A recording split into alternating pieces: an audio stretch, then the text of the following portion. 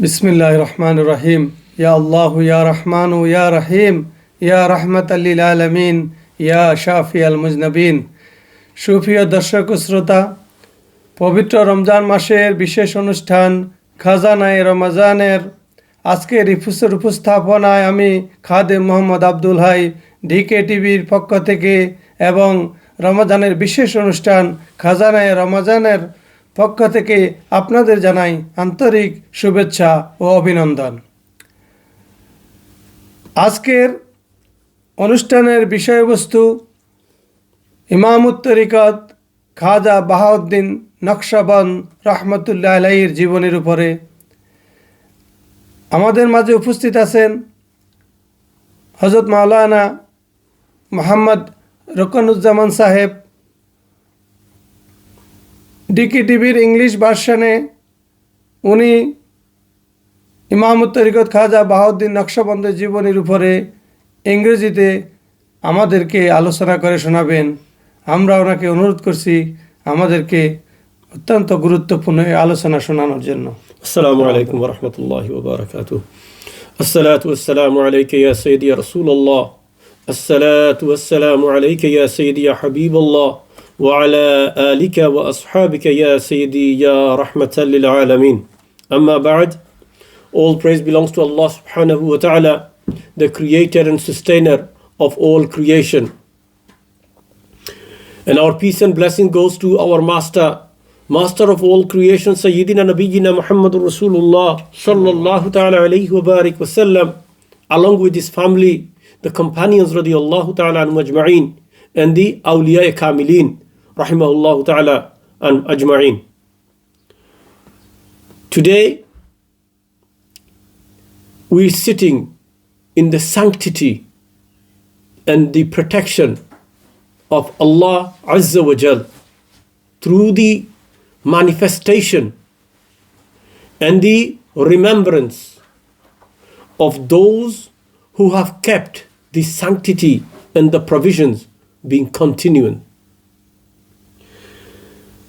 When we look at philosophy and theology, when we try to put them together, we find some of the greatest Awliya Allah who have held the taqwa and the renowned knowledge of both, which have been passed on through generation with continuity. Especially when we look at the great Imam whom we are going to talk about. It will be a disrespectful thing to say we summarize, but because of how busy our life is in the modern era and modern time, we try to make it something rather than summarize, but a simplified version so that people can understand or people can activate themselves. If we were to talk about this great aura, the great person who lived and walked on this earth around about 1318, around about that period, how great he was and how great was this earth to receive him, rahimahullah ta'ala. He's known as the great Imam Sayyidina Bahauddin Naqshband rahimahullah ta'ala. Why do we want to talk about him? Or why do we want to talk about any of these great people? Do we have anything better to do? Similarly, today is Ramadan, 11th of Ramadan. Out of the 12th month, this is one of the greatest months. Why? Who declares it? Allah declares it. So we remember this month if we truly worship Allah subhanahu wa ta'ala and take it throughout the next 11 months as a practice. May Allah grant us. And now I welcome all who are present and the people who are watching and people who will come to watch our message, which is being presented on the platform of Dastarkhane Khajagan on a special program of known as Khaza'ine Ramadan, May Allah accept it. And I give salam to all. Assalamu alaikum wa rahmatullahi ta'ala wa barakatuh. Khawaja Bahauddin Naqshband rahmatullahi ta'ala alayhi. Without a lot of mention, we can find a lot of writings have been written by many, many great scholars and writers about him, rahimahullah. About his life, about how he spent his life, about his parents, about his sheikh, about his guide. And if we look at the chain continues to Sayyidina Abu Bakr as-Siddiq radiyallahu ta'ala anhu, from his sheikh continuously goes. And his sheikh is Amir Qulal rahimahullah ta'ala. And his sheikh Khazababa Sammasi rahmatullah alayh. And if we continuously go, we find Sayyidina Bayezid Bustami rahmatullah alayh. And then we find Sayyidina Abu Bakr Siddiq radiyallahu ta'ala anhu, who connects to whom? Sayyidina Nabiyina Muhammadur Rasulullah sallallahu ta'ala alayhi wa barik wa sallam. In the life, they met each other. And that's how they are connected. That is what a true chain is. He is very well known for his Sufism. So when we look at his background and try to understand where he is from, he was born in a village called Qasuri, known as Hinduvan or Bukhara, somewhere of that kind of area. And he was a descendant of Sayyidina Nabiyina Muhammad Rasulullah sallallahu ta'ala alayhi wa sallam, well known Hassani and Husseini. We find many of his writings and how he spent his life. We're going to go through a little bit so that it becomes something that will instrumentally activate us, so that we can try to follow or try to instigate our life so that it becomes an instrumental time. Because what is the time now? It is a time when the cursed one, the devil, is locked up and the gates of heavens are open. So now people say still mischief, things do happen. And that's just a circle that is still going on. Just like a sheikh said, if you were to put a cup of tea with a spoon and you stir that tea, continuously stir, remove the spoon is no longer there, but the tea will still continue to turn because that it has taken into characteristic. And those characteristics are within us, what it has left. So there is no shock, there is no doubt that the cursed shaitan is locked up. So it makes it easy for us to enable ourselves in the path of Allah subhanahu wa ta'ala. So Bahauddin Naqshband rahmatullahi ta'ala alayhi. Allahu Akbar. If we were to look at his life, the first life, before he arrived, before his arrival, the Shaykh Sayyidina Khawaja Baba Sammasi rahimahullah ta'ala, he used to pass a place and he used to say, I receive a scent from this place. I receive a scent from this place where a great wali of Allah, a master, will arrive on this land, who will become a great leader meaning imam of the blessed ummah of the beloved sallallahu ta'ala alayhi wa sallam. So people might say he hasn't arrived, how does he know?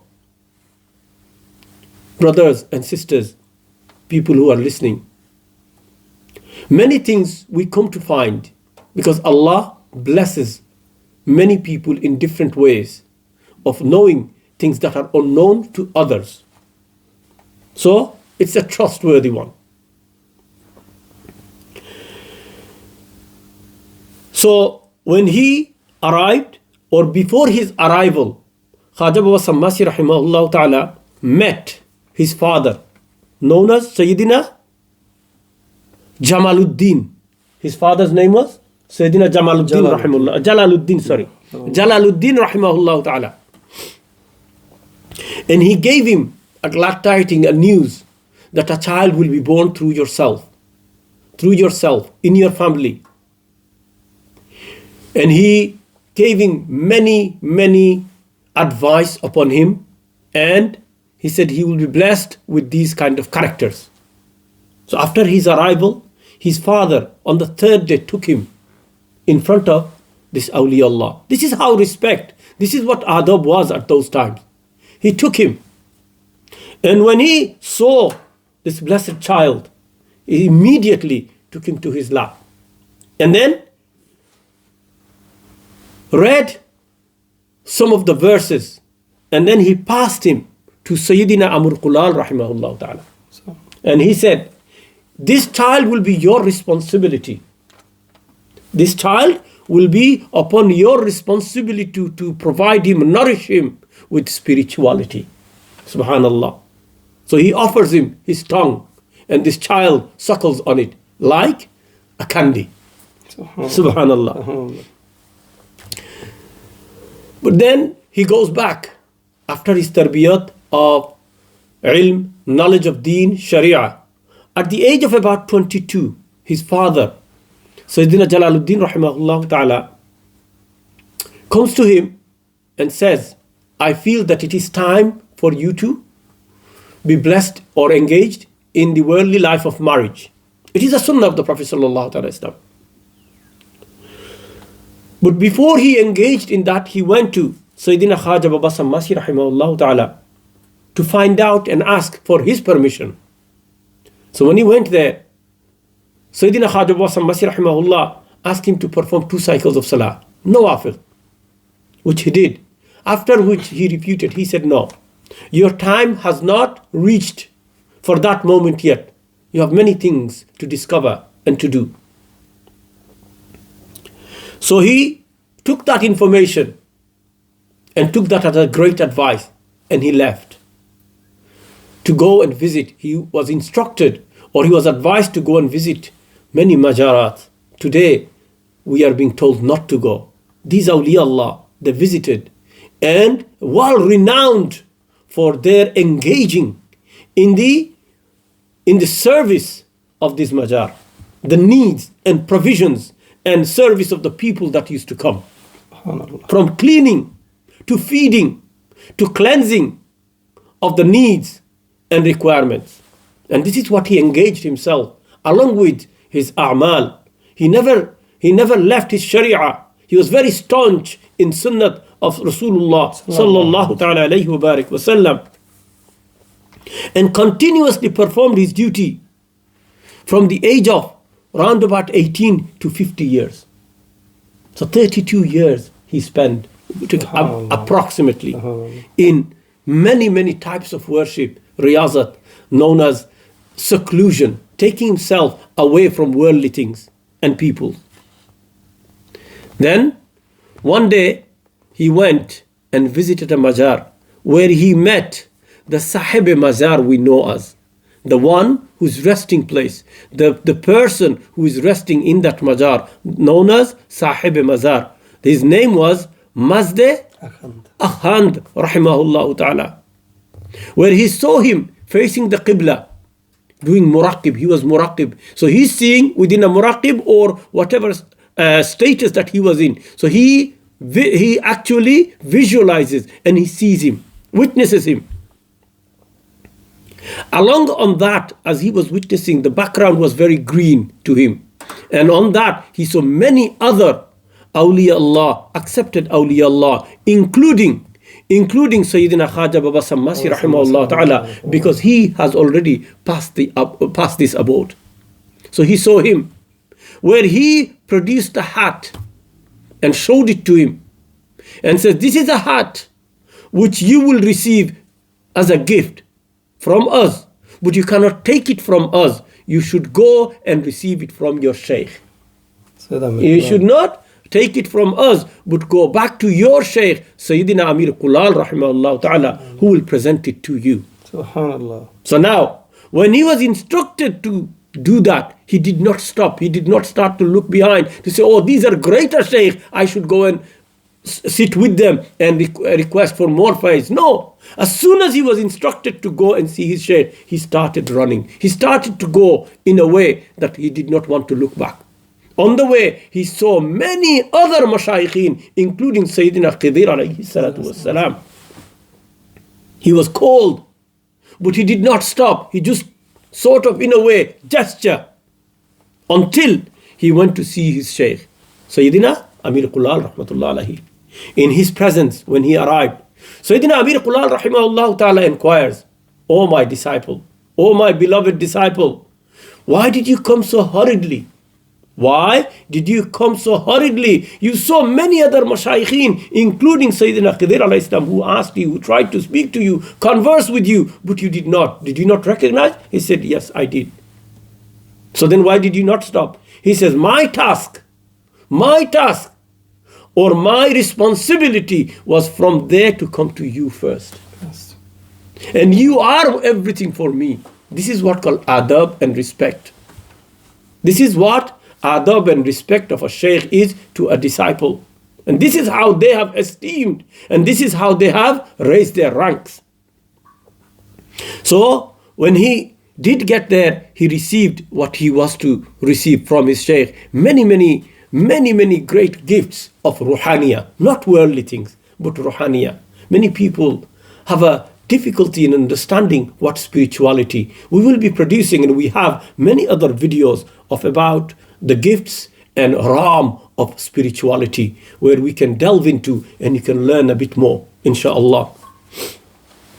So then, when he continues his life and he receives many different things, but then he sees the struggle, the hardship, which he took for what? Only thing was to face the nafs. There's nothing else. All the actions and the a'mal, the riyaza and the everything, the seclusion, the i'tikaf, every single thing that you may call it in different names, is only to face that nafs ammara bisu. There's nothing else. So he sought to Allah subhanahu wa ta'ala, Ya Allah, 50 years is a long time. 30 years, 40 years, 50 years is a long time and a lot of hardship. Oh Allah, give me something so that the people of the next generation may find it easy. So on this, he took our sanctity and started to prostrate for 15 days in a row. Many of the people have put that in place, that 15 days he never had no food, no drink, no nothing. He never raised his head apart from performing his duty to Allah subhanahu wa ta'ala. SubhanAllah. Nothing else. After the 15th day, he received this glad tiding from Allah subhanahu wa ta'ala, as known as Naqshbandi. So Naqsh, what is it? Pictogram. If we understand Naqsh, pictogram, where an artist fills something with a picture.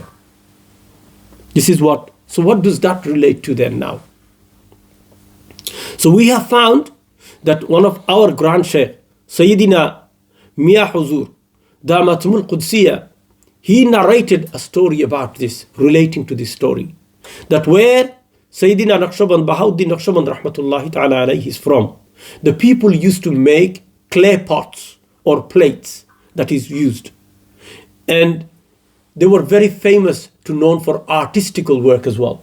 So they used to make many designs upon them.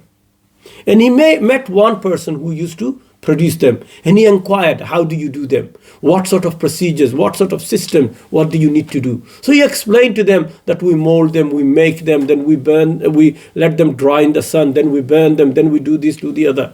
And we pile them up. So he looks at those plates and he gazes upon them. Many plates were stacked up. Many dishes and plates were stacked up. So when we looks at them, for just a little while, every one of those plates received a pictogram of Allahu, Subhanallah. a curved into art of Allahu, subhanallah. Subhanallah. When people saw that, they started to turn. They understood. They took this as a great sign.